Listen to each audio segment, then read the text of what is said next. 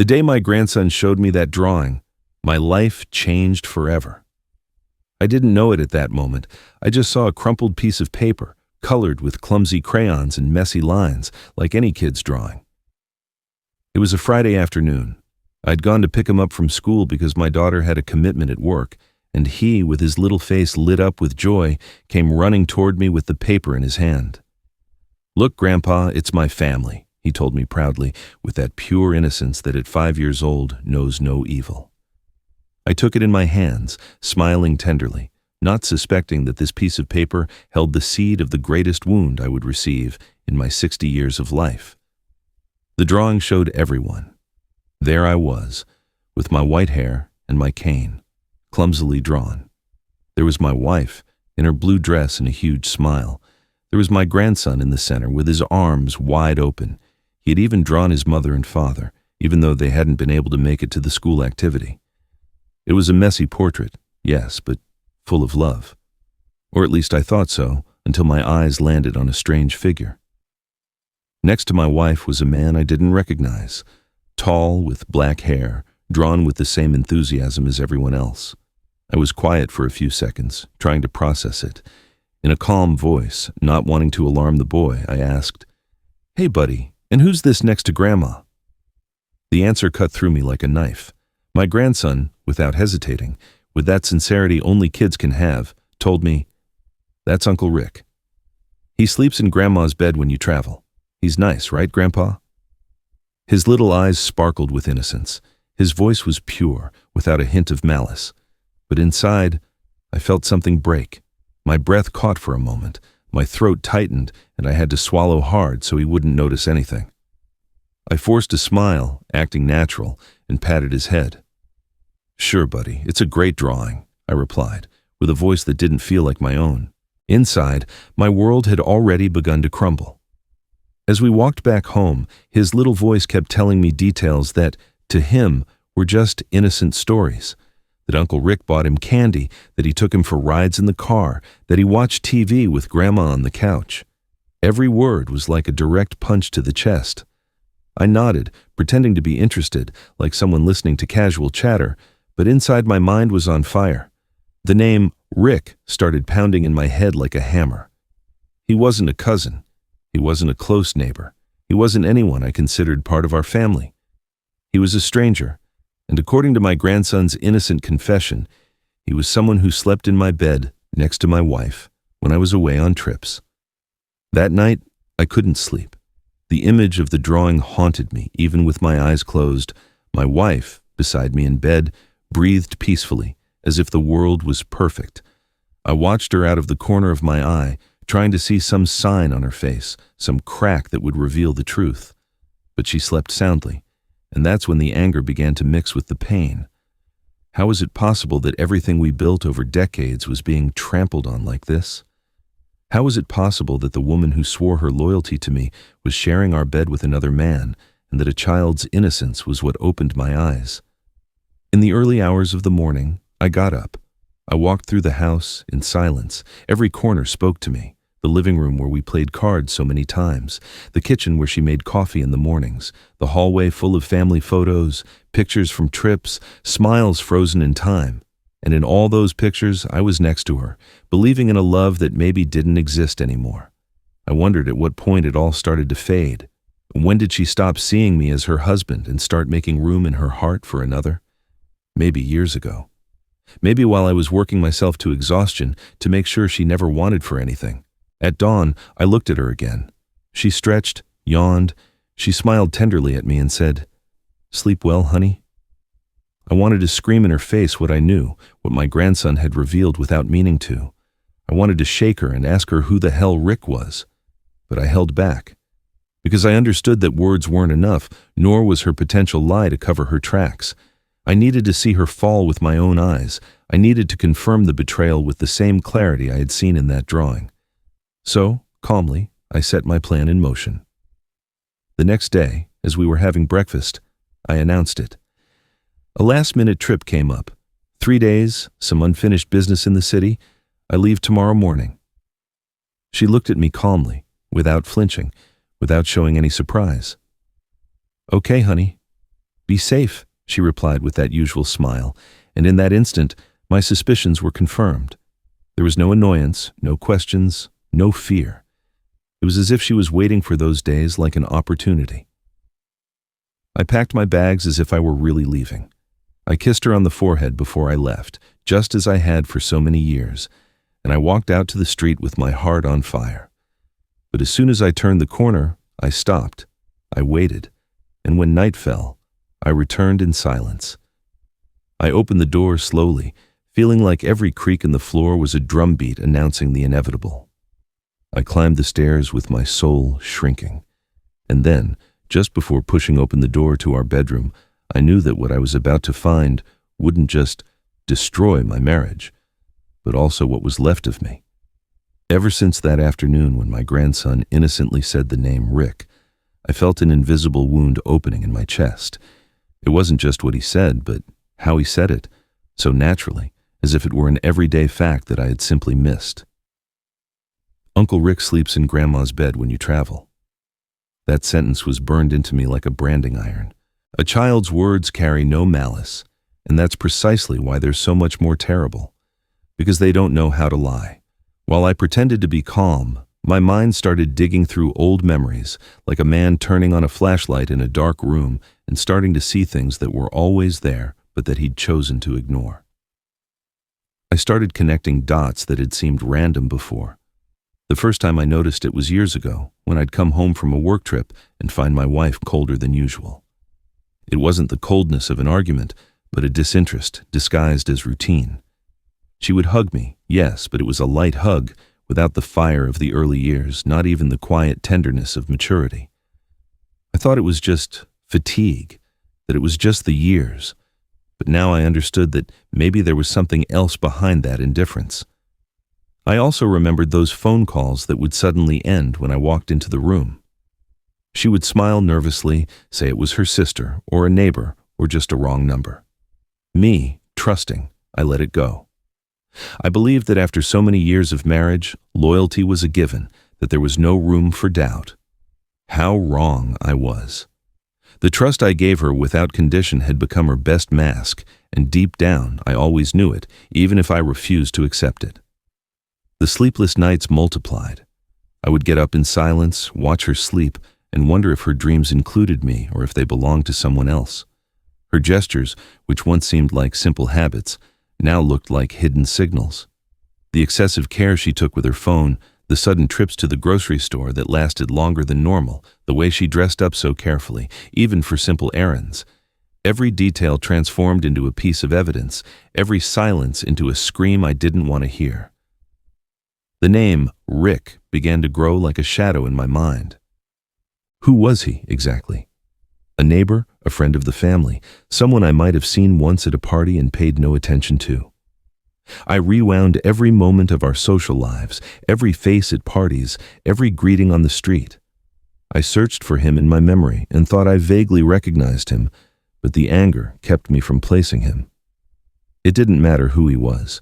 The unbearable part was the certainty that someone had taken my place in the bed I had shared with her for over 3 decades.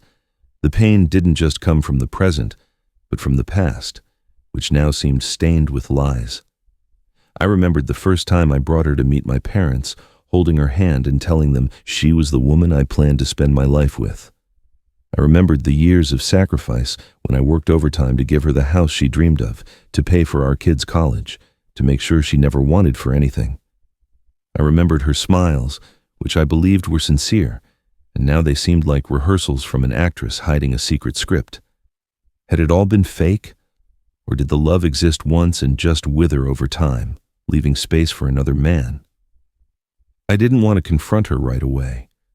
I was afraid she would deny it, that she would look me in the eyes and tell me it was all in my head.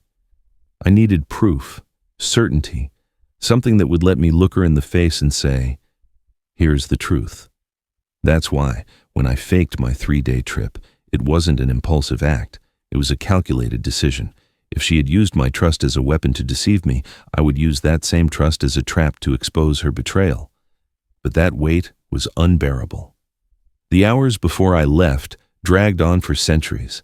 I moved around the house like a stranger, looking at every corner as if searching for invisible tracks. The couch, the curtains, the kitchen, the bed, everything felt contaminated by a secret I couldn't touch. But it was there, pulsating in the air. Even the smell of her perfume seemed suspicious, as if every drop hid the touch of other skin. That night, as I watched her make dinner, I felt the temptation to ask her directly, "Who is Rick?" But I held back. I knew that if I did, she would have time to build her lie, to put up walls impossible to tear down. I watched her move around the kitchen with the natural ease of someone who thinks they have everything under control, and I understood that the only way to discover the truth was to catch her on her own stage. The seed of suspicion had sprouted. There was no turning back. My life, which until that moment had been stable, if tired, ground, had become a minefield. Every step, every look, every word could set off the bomb I was carrying inside. And I, with my soul torn apart, no longer wanted to avoid the explosion. I wanted to cause it. The idea of faking a trip was born from desperation, but it quickly became the only way out. I couldn't keep living in uncertainty.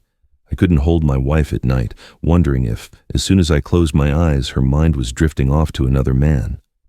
I needed the raw, brutal truth, even if it destroyed me.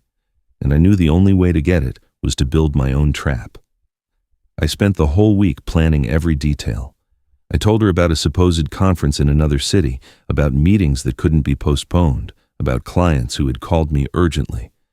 She listened to me calmly, with that serenity that hurt me so much, as if she'd heard that excuse many times before, and was comfortable with the idea of me not being home. There was no surprise in her eyes, no discomfort. She smiled, touched my shoulder, and said, "Be safe, honey." In that phrase, which once would have filled me with warmth, I now heard a cold echo, almost like permission. I packed my suitcase like someone staging a play. I packed shirts, a couple of suits, even old work documents to make my story believable. I had her drive me to the bus station so it would all seem real. I hugged her before I got on, smelled her perfume on my clothes, and for a second, I almost broke down. I wanted to believe it was all an illusion, that my grandson had been confused, that I was imagining things. But I remembered the drawing. I remembered his innocent little voice saying, "He sleeps in Grandma's bed when you travel." And the wound tore open again. I got on the bus, waited just until she drove away, and an hour later I got off, taking a taxi to a cheap motel where I would wait for nightfall. I don't remember ever feeling so much anxiety in my life. I paced the floor of that small room, looking at the clock every 5 minutes, imagining what was happening in my absence. Would he come over tonight? Would she wait until the next day? And what if it was all a mistake? What if she spent these nights alone, sleeping in our empty bed? My heart was pounding with an unbearable force, and every minute dragged on for an eternity. The silence was an enemy. My thoughts were knives stabbing me without mercy. When night fell, the city was covered in a damp cold. I left the motel with a small bag I was dragging as an alibi, and I asked the taxi to drop me off 2 blocks from my house. I walked slowly, with measured steps, feeling the weight of my 60 years in my legs. The street was dark, the neighbors' lights were off. I got to my front door and just stared at it for a few seconds. It was the same door I'd opened thousands of times coming home from work, always excited to see my wife on the other side. But tonight, that door was a wall separating me from a truth I might not be able to bear. I put the key in the lock carefully, turning it slowly to avoid making noise. My heart was pounding so hard in my chest, I was afraid it could be heard throughout the house. I opened it just enough to slip inside. The familiar smell of our home hit me immediately, the mix of perfume, wood, and coffee that had always felt so welcoming. But tonight, that scent had something different, something that made me shudder. I tiptoed down the hallway, recognizing every creak of the floor, every shadow on the wall. I climbed the stairs like a man walking to the gallows, knowing that my sentence was waiting at the top. Every step was a memory. Laughter shared, nights of love, fights we'd overcome, promises made under this very roof. All of it was compressed into my footsteps, as if the house itself was asking me if I was prepared to face what I was about to see. I stopped in front of our bedroom door. The silence was thick, But from inside, I heard a muffled whisper, a rustle of sheets, an unmistakable sound that froze my blood. I closed my eyes, gripped the doorknob, and took a deep breath. I was afraid, more afraid than I had ever been, but I also had a contained rage burning in my gut. I pushed the door open slowly, just enough for a crack of light to escape and let me see inside. What I saw in that instant tore me apart. The silhouette of my wife was there, and next to her, a man. I didn't want to burst in. I didn't scream. I just stood there, motionless, watching with my teeth clenched and my eyes burning. It was as if my whole world had stopped. This woman, the one who swore to love me, the one who raised my children with me, the one who stood by me for decades, was giving herself to another man in the bed we had shared for our entire lives. I closed the door silently. I took a step back and felt the rage, instead of exploding, turn to ice. I didn't need any more confirmation. There were no doubts left. The betrayal was right in front of me, alive, naked, brutal. And in that moment, I knew my life had changed forever. That morning is tattooed in my memory, an indelible mark. The silence of the house, broken only by the creak of the stairs under my feet, was like an echo of death leading me toward the inevitable. I had returned, using my trip as an excuse, and there I was, in the darkness, in front of the bedroom door that had been our refuge for over 30 years. My hands were shaking, not from cold, but from the contained fury raging through me like a poison.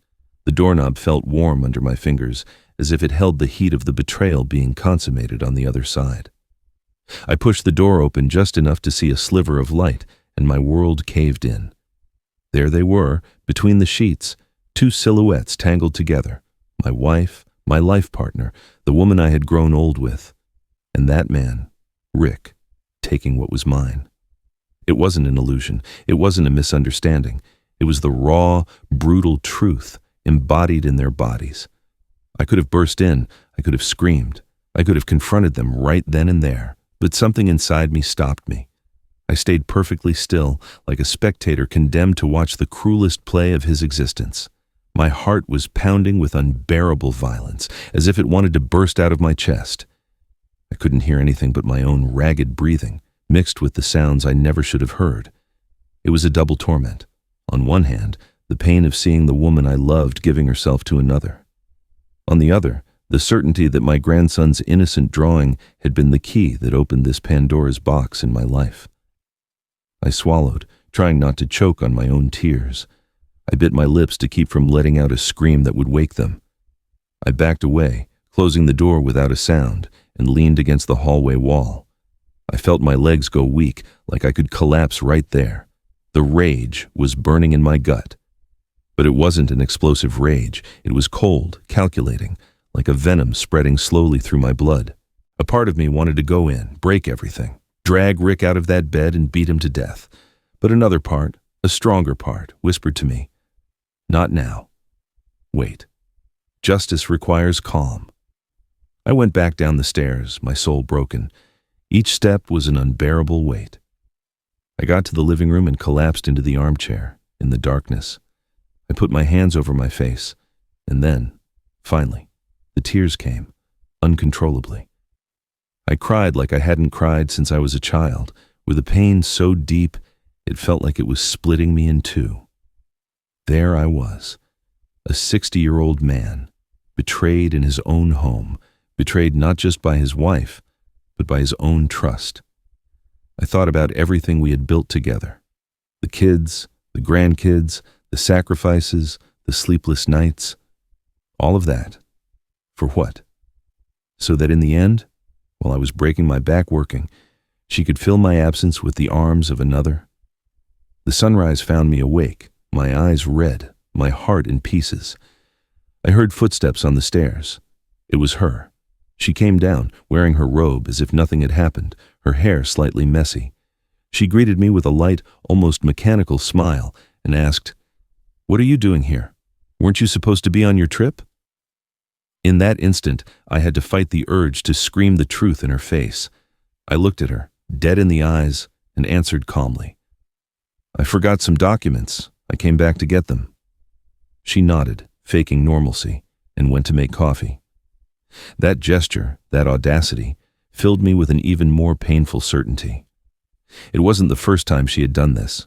It wasn't an isolated mistake, not a lapse in judgment. It was a habit, a routine established in my absences.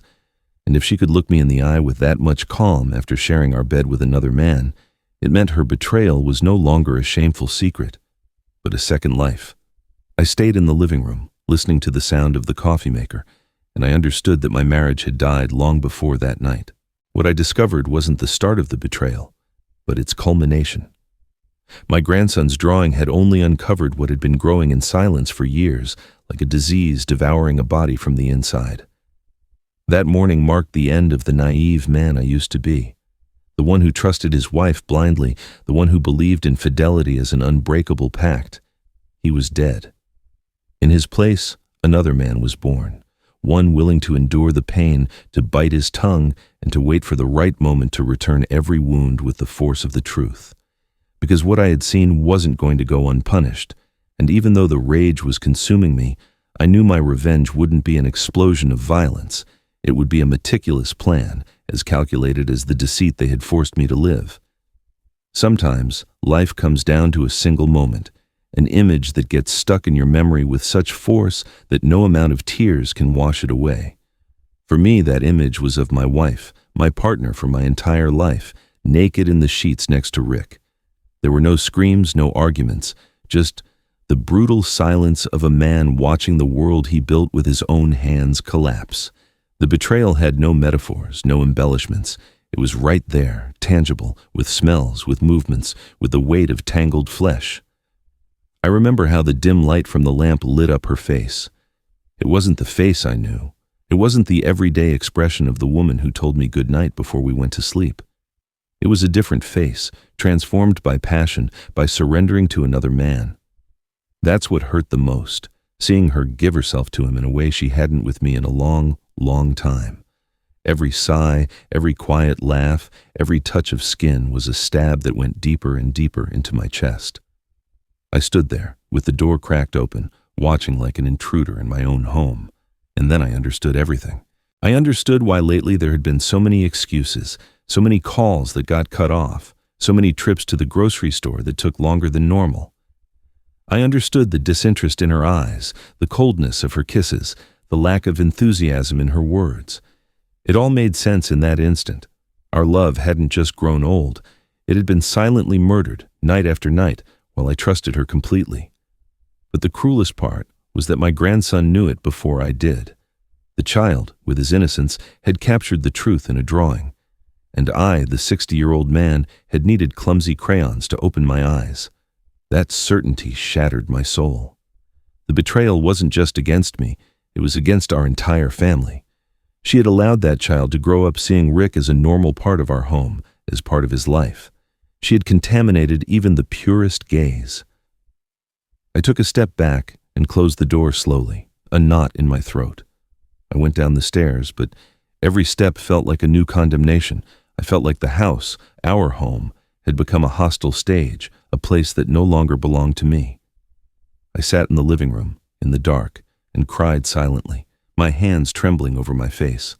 The rage was tearing me apart, but it wasn't a blind rage. It was a cold, calculating fire that was starting to build inside me. I thought about everything we had shared, the trips, the laughter, the children, the promises. And remembering it all, everything was now stained with lies. I wondered if Rick had been in my life for much longer, hiding in the shadows of our routine. Was he the one who took my place when I worked late into the night? Was he the one who filled the voids I left in my effort to give my family everything? That doubt was a poison eating away at me. I didn't sleep that night. I just sat there, my eyes fixed on the darkness, while upstairs the betrayal continued over and over. I didn't want to interrupt. I didn't want to explode in violence, because I understood something important. The real blow shouldn't be a fit of rage, but a meticulous punishment, planned with the same patience they had used to nurture their deceit. When I heard footsteps coming down the stairs, I had already decided to stay quiet, at least for now. She appeared in the kitchen, hair tangled, wearing a robe, faking normalcy. She made coffee as if nothing had happened. When she saw me sitting there, she asked in a calm voice, "What are you doing here? Didn't you have a trip? I felt the words choke in my throat, but I answered coldly. I forgot some important papers. She smiled slightly, as if she didn't suspect a thing, and went on with her routine. That was the moment I confirmed everything. It wasn't a mistake. It wasn't a lapse. It wasn't a bad moment that could be forgiven.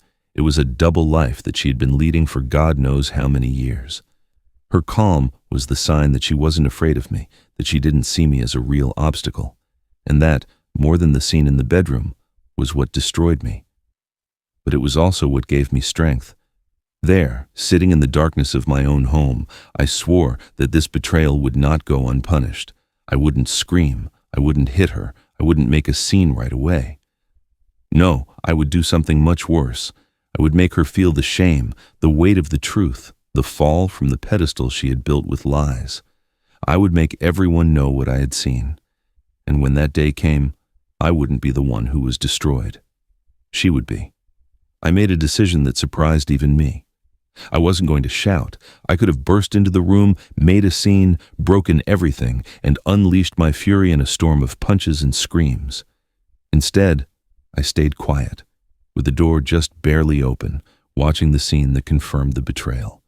It wasn't cowardice, it was calculation.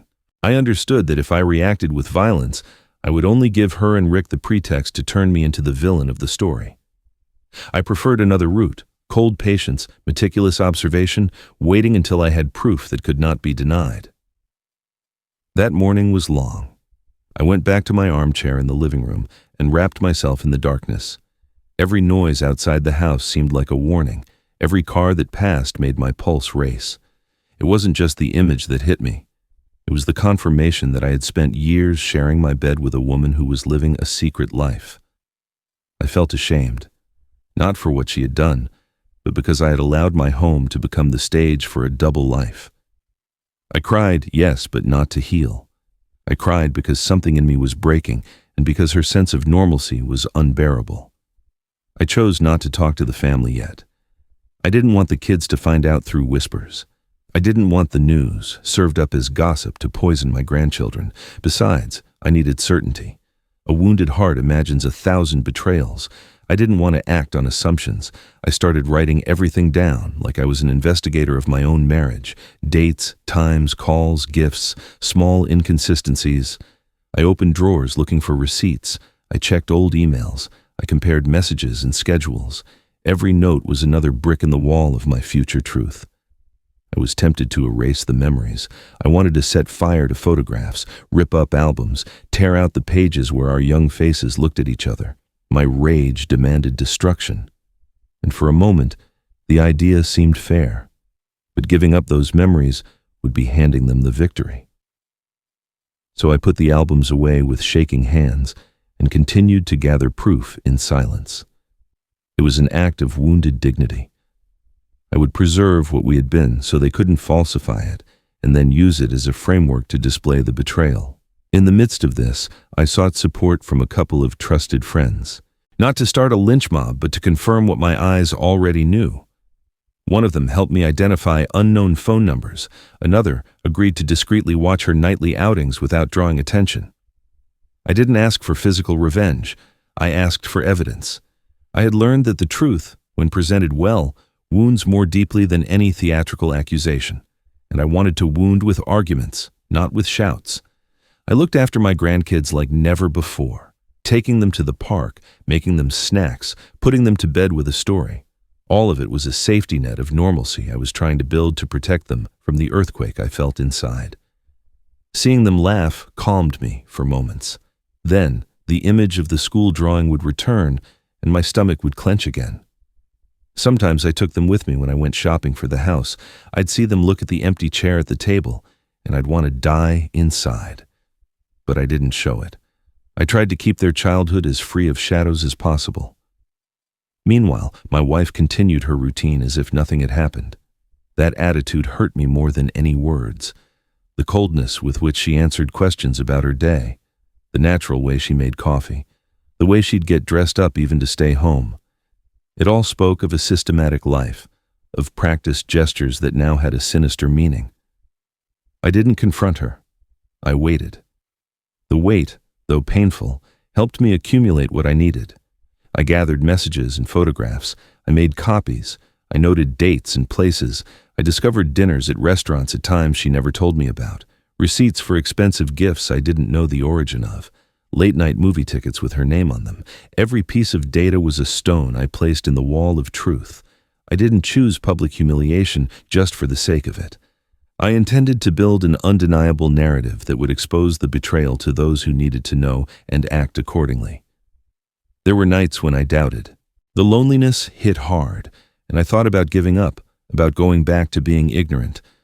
I wanted to believe that the woman I had shared decades with would come back, repentant, and that everything could be fixed with words and therapy. But the evidence piled up and rejected that hope. She didn't seem surprised by my middle-of-the-night return. On the contrary, the natural way she handled it told me there was no going back. That detail killed any last remnant of forgiveness in my heart. Over time, the weight transformed into a precision machine. I marked the day I would act, a family gathering where everyone would be present. It wouldn't be a scene ripped from emotion. It would be an orderly presentation of facts. I prepared envelopes with copies of messages, photos, and receipts. I called the kids, asking them to come, without them imagining the full nature of the meeting. I told them we needed to talk as a family to clear up some misunderstandings. I gave no more details. I knew the bomb had to be placed carefully to explode with the desired effect. If I learned anything in those days, it was how to manage the pain. Maintaining my composure was an act of survival. I didn't want my grandkids to see me broken, nor did I want the family to ask me to keep quiet for the sake of peace. Peace bought with lies isn't worth anything. I wanted the truth out in the open, not to humiliate for humiliation's sake, but to clean the emotional territory that had been poisoned. Dignity reclaims its space, and mine demanded reparation. And so, I built my plan with the calm of a man who has learned to wait. I wasn't looking for cruel revenge. I was looking for restitution. I wanted to reclaim the truth and put everyone in front of their own responsibility. Because after all, when deceit becomes a habit, the only medicine is to uncover the web that sustains it and expose it, unadorned. I waited for the day with a mix of fear and relief, fear of the unknown, and relief knowing that, finally, the truth would have a voice. The truth, in the end, would weigh more than her silence. That night, after confirming with my own eyes what I never should have seen, I wandered the house like a ghost. The pain was so great it made it hard to breathe, but it wasn't a new pain. It was an old one that had finally come to the surface, and then the memories started to come, like an unstoppable flood, mixing with the rage. My memory took me back to the years when I met my wife, when we were young, and the world seemed to be opening up for us. I was working long hours at the factory, she was still in school, and despite the hardships, just being together was always enough for us. I remember her fresh laughter, the sparkle in her eyes, the way she'd hug me as if no one else in the world existed. I saw myself at 20 again, walking hand in hand with her down dirt roads, dreaming of a better life. We had nothing except the promise to build it all from scratch. And we did. We built a house, raised children, weathered financial storms that would have broken anyone else. I made every sacrifice convinced it was worth it because she was with me. When did that silent pact begin to fracture? When did she stop being my partner and become a stranger who shared herself with another? These echoes from the past tormented me because I couldn't erase them. A part of me wanted to hate her immediately, to cut off every memory at the root, but it was impossible. The love I had for her, which pained me to still acknowledge, was stitched into my skin. It made me sick to think that while I was pulling double shifts to pay for our kids' college, she was maybe meeting Rick on some street corner. The idea hit me with the force of a tidal wave. I had sacrificed everything for a future that she didn't hesitate to stain with her infidelity. I'd close my eyes and see specific scenes, cold nights when we shared the same blanket, afternoons when I'd come home tired and she'd be waiting with a hot meal, summers when we saved penny by penny to take the kids to the beach. Was all of that real? Or was it just an appearance, a skillfully maintained farce? The past mixed with the present and became a double-edged sword. Remembering her as the woman I loved only made it more unbearable to see her as the woman who betrayed me. And yet, those memories weren't useless. They also showed me the scale of the deception. It wasn't a fleeting affair. It wasn't a mistake. It was a betrayal of everything we had built since our youth, a betrayal of the very foundations of our history. That's why I couldn't react like an impulsive man. I had to act like a man who knows the weight of every decision, who understands that revenge isn't improvised. It's woven with patience, just as memories are woven. At dawn, I looked in the mirror and saw a worn, tired face with bloodshot eyes. But I also saw something new: determination. I understood that the love that once sustained me would now be my engine to settle the score. The echoes of the past were no longer just nostalgia. They were proof of what she had destroyed, the exact measure of her betrayal. And I, though wounded, was no longer the naive man from yesterday. I was a man who had seen hell in his own bed and who was ready to return the wound with the strength of a lifetime. If there was one thing that held me together in the middle of the storm, it was my grandchildren.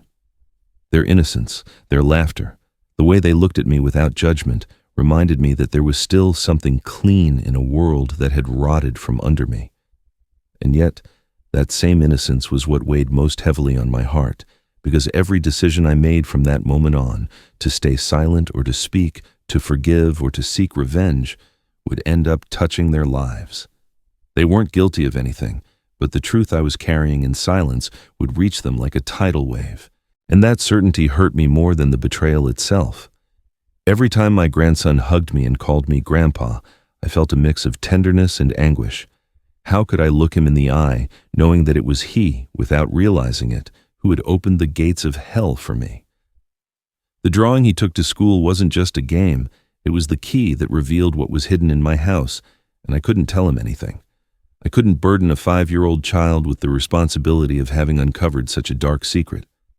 I'd watch him playing on the floor, building castles with blocks, and I'd wonder what would happen if one day he found out the truth, that his grandma, the woman who baked him cookies, had betrayed the grandpa who adored him. That thought burned me, because the damage wouldn't be limited to me and her. The children would grow up surrounded by different versions of the story, by adult whispers, by disguised arguments. I knew how families work when the truth explodes. Some take one side, others take the other, and the innocent are caught in the middle. I didn't want my grandkids to live with the shadow of shame. And yet, how could I protect them without becoming an accomplice to the silence? To stay quiet to protect them was to betray myself. To speak out to unmask their grandmother was to take away the image of the woman who cared for them forever. That tension was tearing me in two. I remember one afternoon at the park, my youngest granddaughter sat on my lap and said, "Grandpa, why are you sad?" I was speechless. I couldn't explain to her that the world she knew was about to collapse. I stroked her hair and made up an excuse. "I'm just tired, sweetheart." But inside, I wondered how much longer I could keep pretending. Kids are more perceptive than we think, and sooner or later they would sense that something was wrong. In those days, the rage I felt toward my wife mixed with a terrible fear, the fear of also losing the admiration of my grandchildren. They were my last source of joy, my last refuge. I couldn't let them look at me with pity, like a defeated old man who was cheated on in his own home. I had to show myself as strong, dignified, not for her or for Rick, but for those little ones who deserved a grandfather capable of facing the truth without kneeling before anyone. That's why I started thinking about my revenge, not just as settling a personal score, but as a lesson. A truth that had to come to light so clearly that even my grandkids, when they were older, could look me in the eye and say, "Grandpa didn't let himself be destroyed." I didn't want them to grow up surrounded by lies as I had in my final years. I wanted them to know that even when the world falls apart, you always have to defend the truth. That idea gave me strength. Yes, the weight of my grandkids was enormous, but it was also my motivation. They deserved justice as much as I did. They deserved a family where the truth, no matter how harsh, was valued over appearances. And I was willing to bear the pain that came with it, because deep down, I knew that if I stayed silent, if I swallowed this betrayal, I wouldn't just be destroying myself. I would also be condemning them to grow up in the middle of a farce. The night I made the decision to act was the longest and coldest I can remember. This wasn't about impulsive revenge.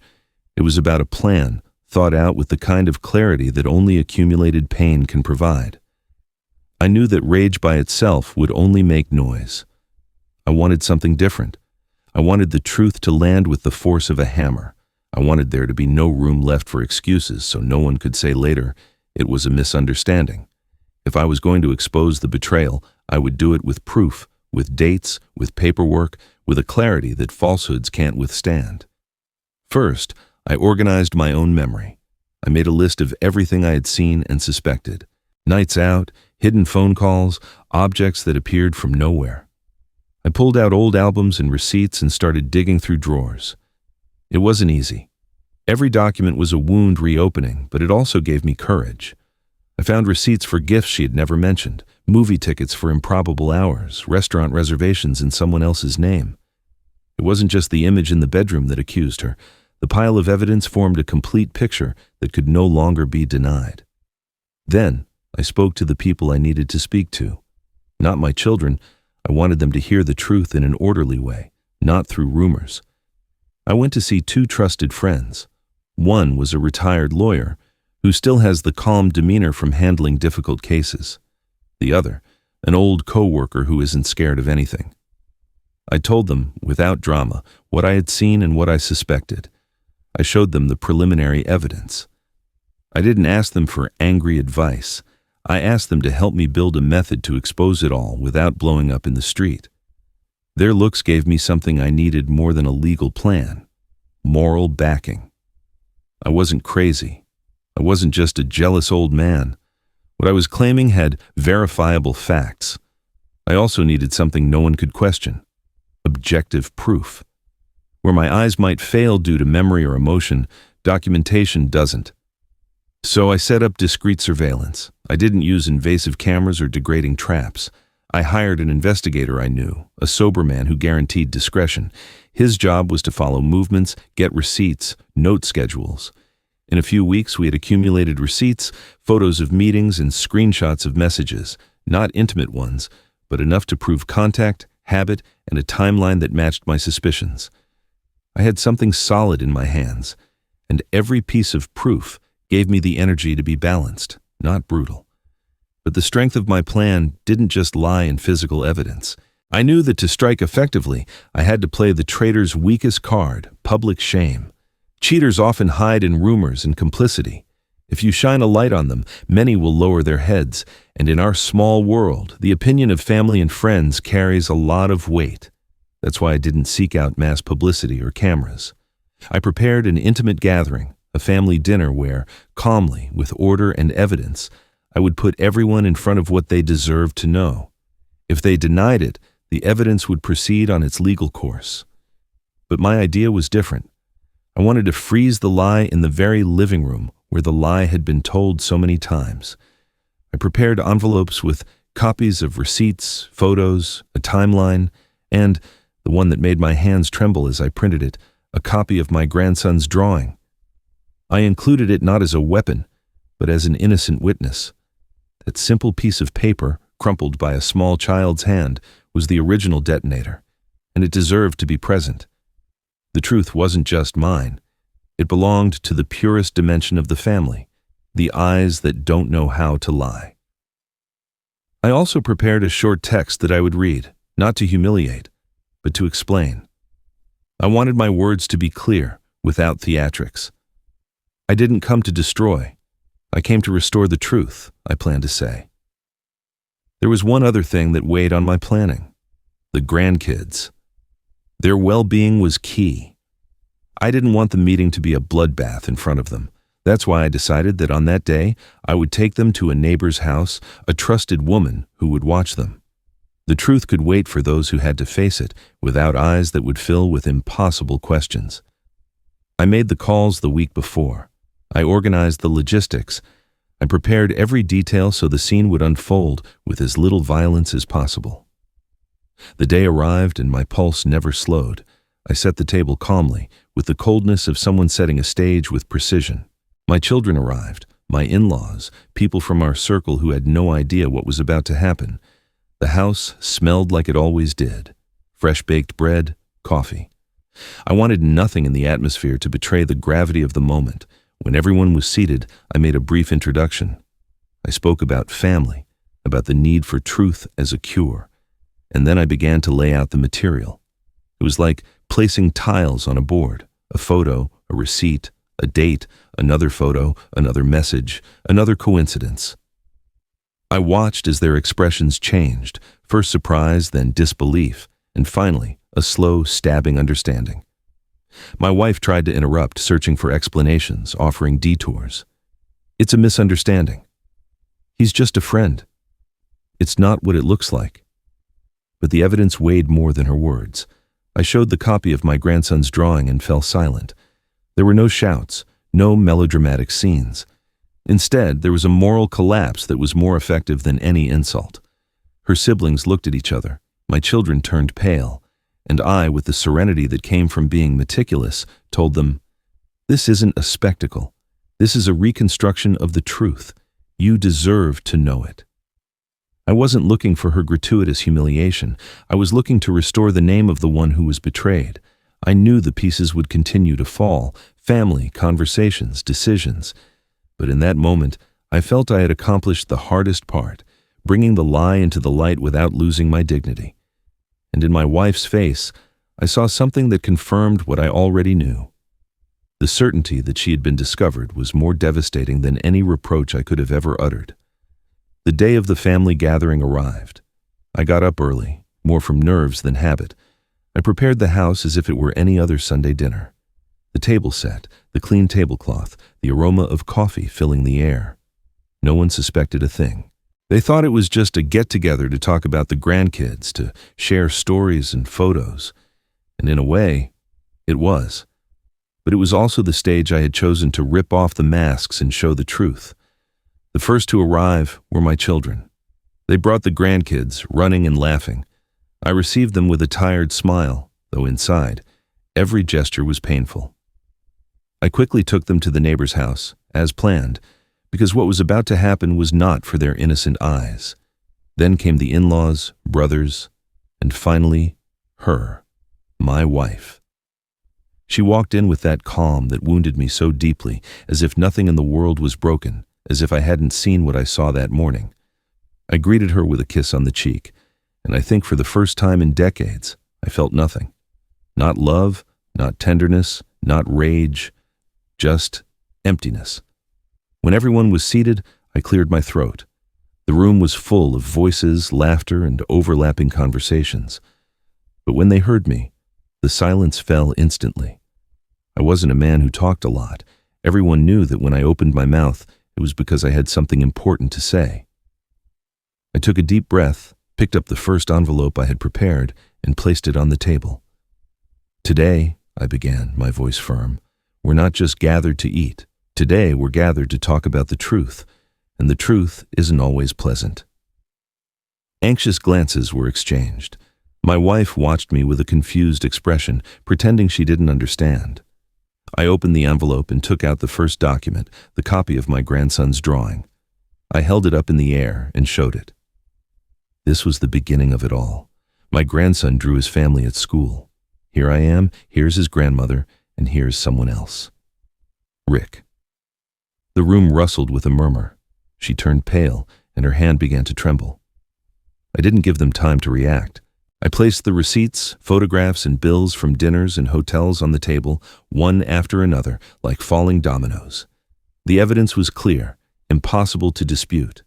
Every paper was a blow, not just against her, but against the lie that had contaminated our home. "For years," I said, my voice breaking but firm, "I thought we shared a life of sacrifice and love. While I was working myself to exhaustion, while I carried everything to support this family, you filled my absences with another man." She tried to interrupt me. "It's not what it looks like," she said, her voice cracking. But I raised my hand to silence her. "No, don't say anything. There are no explanations for what I saw with my own eyes. There is no justification for what an innocent child overheard. The tension in the room was unbearable. Some family members looked at the floor, others at me, others at her. No one dared to say a word. It was then that my oldest son stood up and asked me, "Is it true, Mom?" The silence that followed that question was an abyss. My wife was frozen, unable to answer, and that silence was more devastating than any confession. My son collapsed back into his chair, his face in his hands, and I knew the truth had done its job. No one would ever look at their mother the same way again. In that instant, I felt something strange. Not joy, not relief. I felt a heavy calm, like after a suffocating heat when a storm finally breaks. I had waited weeks for this moment. I'd planned every detail, and now that it was happening, the only thing that filled me was a profound exhaustion. I looked at everyone present and told them, I didn't bring this truth out to destroy the family, but so we can stop living in a lie. We all deserve to know who we are and what kind of life we've been living. My wife broke down in tears, but I didn't run to comfort her, not this time. I watched her shrink into herself, the mask falling away, and I understood that this was the real punishment, the shame. It was no longer me who was humiliated. It was no longer me who had to lower my head. It was her and that man named Rick who were left exposed before everyone's eyes. That day, the confrontation wasn't a shout or a physical fight. It was the orderly presentation of the truth. And the truth, as always, weighed more than any words. The scene that followed my presentation was a slow-motion collapse. My wife, the woman who had shared my life for over 3 decades, was left disarmed in front of the mountain of proof I'd spread on the table. She could no longer hide behind smiles or vague excuses. Her face was distorted, her hands trembling as she tried to find words that never came. Sobs shook her, but it wasn't the crying of sincere regret. It was a desperate cry, the cry of someone caught in a lie, of someone who knows the mask has been broken forever. At first, she tried to justify herself. She babbled broken, incoherent sentences. You don't understand. It was a mistake. I was lonely. You worked so much. Every word was another stab, because instead of accepting the betrayal, she was trying to blame me, the man who had given his life to support that house. I wanted to laugh, but the rage stopped me. I looked at her calmly, with a silence that weighed more than 1,000 reproaches, and she, seeing my serenity, broke even more, as if she understood she no longer had any power over me. The children were devastated.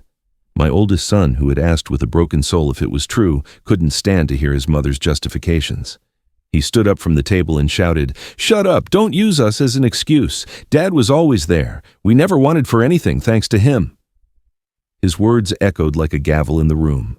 My daughter, on the other hand, was paralyzed, her gaze lost on the papers on the table, as if she needed to read them over and over to convince herself this wasn't a nightmare. The entire family was a knot of glances, whispers, and held-back tears. Rick, the man who had dared to occupy my bed, wasn't present, but his shadow filled the room. Every piece of proof I showed pointed to him. Every silence incriminated him. Everyone knew who he was. They had all seen him at gatherings, smiling, chatting as if he were part of the family. And now the truth unmasked him for what he always was, a thief of affection, an imposter. No one defended him, not even her. She let him fall into the silence, as if she suddenly realized he was never worth it. My wife knelt in front of me, tears streaming down her face, and begged me for forgiveness. "I swear I love you. I've always loved you. I made a mistake." That plea was the cruelest part of all, because in her words, there was no real love left, only fear. Fear of losing her security, her place, her family, her name. I looked down at her, still seated in my chair, and felt a strange calm. It wasn't hatred I felt, or even compassion. It was something else. It was distance. It was as if this woman was no longer mine, as if the person I once loved had died long before that night.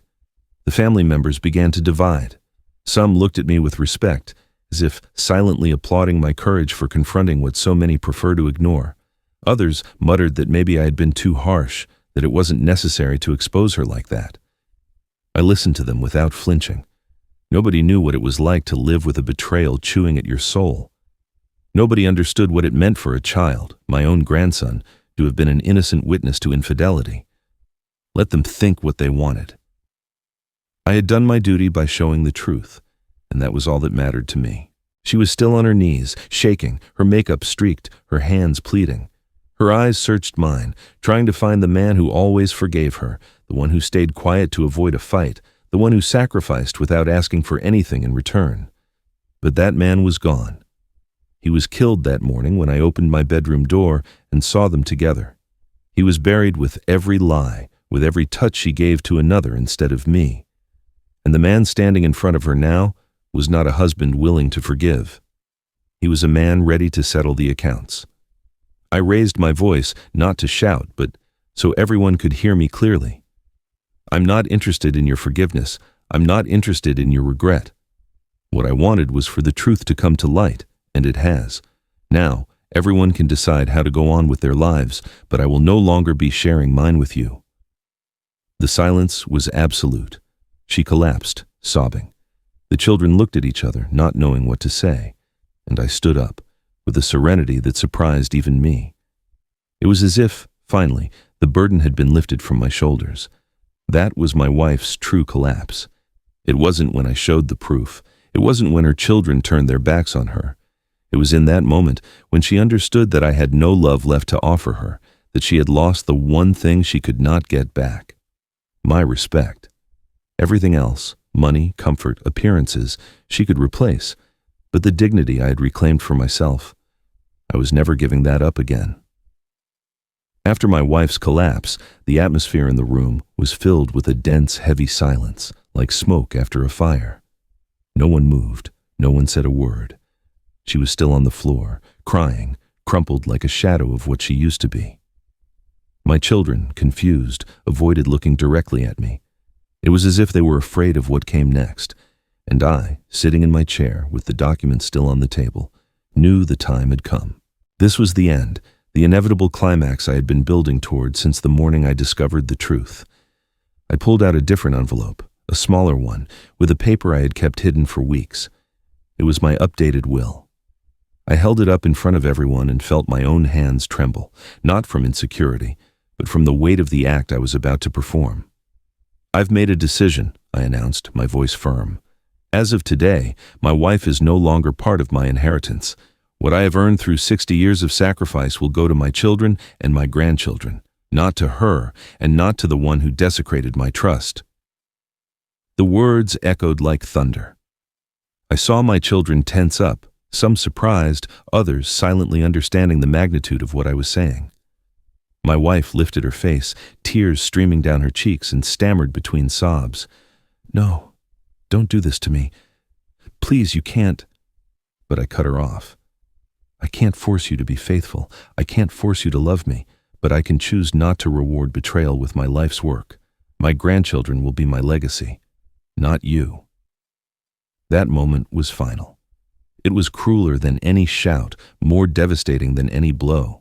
Because the one thing she had always valued, perhaps more than love itself, was the security I offered her, the solid ground of a life without want. And now, with a single gesture, I was ripping that ground out from under her feet. I watched her turn pale, gasp for air, and understand that the fall was irreversible. I wasn't finished. From the same envelope, I took out a letter I had written days before. It was brief, concise, but every word was a knife. "This letter will be sent to Rick and his family.